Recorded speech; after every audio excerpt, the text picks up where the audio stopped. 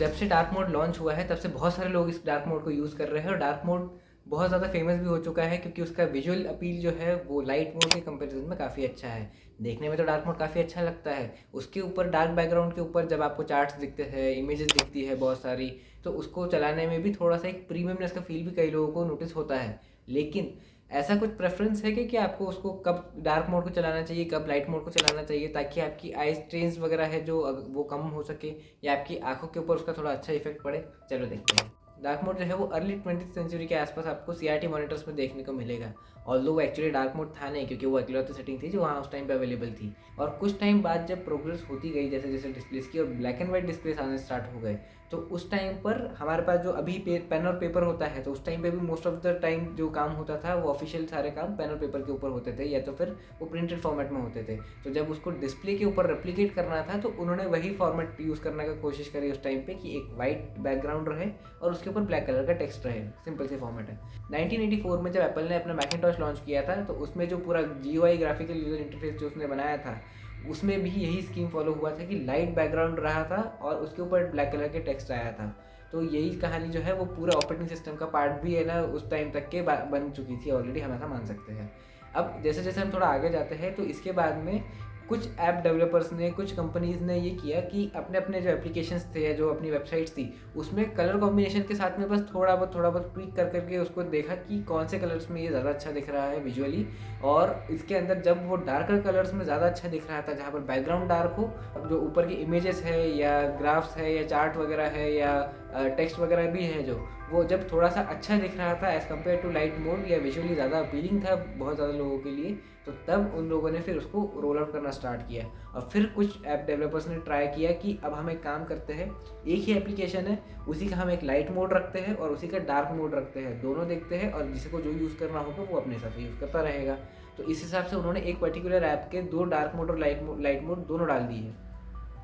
अब यूज़र के ऊपर ये था कि उसको क्या यूज़ करना है, लेकिन तब तक के भी ऑपरेटिंग सिस्टम में नहीं आया था। जब एंड्रॉयड ने एंड्रॉयड 10 के अंदर ऑफिशियली डार्क मोड को इंक्लूड कर दिया और फिर एप्पल ने भी अपने iOS 13 के अंदर डार्क मोड को इंट्रोड्यूस कर दिया और iOS 13 का ये बहुत बड़ा हाईलाइट फीचर भी था, तो उसके बाद में ये बहुत मेन स्ट्रीम में आने लग गया और उसके बाद में बहुत सारे लोग जो है वो डार्क मोड को यूज़ करने लग गए। विंडोज़ और मैक ओएस के अंदर भी डार्क मोड तब तक के आ चुका था और उसके चक्कर में जो है डार्क मोड जो है वो काफ़ी थ्रू आउट फैलने लग गया और लोगों को बहुत ज़्यादा विजुअली अपील करने के चक्कर में ये काफ़ी लोगों को पसंद नहीं आने लगा। अब अगर आपका डिस्प्ले OLED टेक्नोलॉजी के साथ में आता है तो उस केस के अंदर आपको थोड़ा सा बैटरी के अंदर भी बेनिफिट देखने में मिलेगा और वो डिफरेंस नोटिसेबल है। अगर आप इंस्टाग्राम को छोड़ करके फेसबुक को देखो, व्हाट्सएप को देखो, गूगल के एप्लीकेशंस को देखो, यूट्यूब को देखो, इन सारे एप्लीकेशंस के अंदर आपको थ्रू आउट देखने में आएगा कि डार्क मोड जो है वो ब्लैक कलर को बैकग्राउंड में ज़्यादा ना रख करके एक थोड़ा सा ग्रे टोन यूज़ कर रहा है। अच्छा, अब इसको देखो, ये है गूगल का होम पेज। अगर इसको हम पूरा कलर इन्वर्ट कर दे वाइट टू ब्लैक वाला, तो उसमें ये कुछ ऐसा दिखेगा। इसके कलर को ब्लैक कलर से थोड़ा सा ग्रे की तरफ लेकर जाए तो इसके ऊपर जो कुछ भी टेक्स्ट लिखा हुआ है उसको पढ़ने में थोड़ी सी आसानी होगी एज़ कम्पेयर टू जो ब्लैक बैकग्राउंड था उसके कंपैरिजन में। और यही रीज़न है कि जो मैंने अभी एप्लीकेशन आपको बताया है वो सारे एक पिच ब्लैक बैकग्राउंड को यूज़ ना करके एक ग्रे टोन को यूज़ करते हैं। ना सिर्फ ये कहानी एप्लीकेशंस के अंदर है, ये चीज़ वेबसाइट और इवन ऑपरेटिंग सिस्टम्स के अंदर भी है।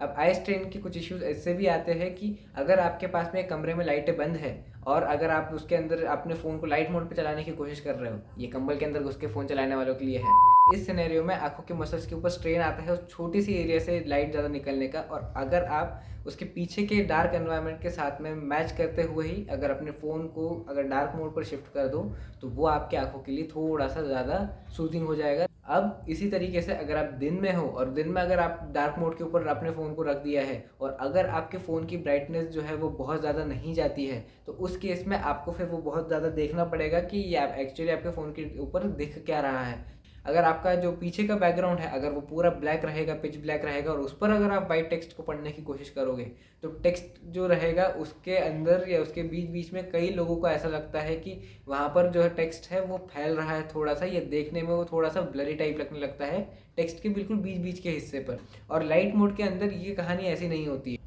और इसी ब्लैक बैकग्राउंड को अगर हम थोड़ा सा ग्रे की तरफ बढ़ा दें और ग्रे के अंदर इसको अलग अलग ब्लू या ग्रीन या इस तरह की शेड्स के अंदर अगर डालना स्टार्ट कर दें तो इसमें as compare to pitch black colour हमें देखने में थोड़ी सी ज़्यादा आसानी होती है। आप लोग लाइट मोड या डार्क मोड इन दोनों में से क्या प्रेफर करते हो कमेंट सेक्शन में मुझे ज़रूर बताना। इसके बाद हम मिलते हैं नेक्स्ट वीडियो में।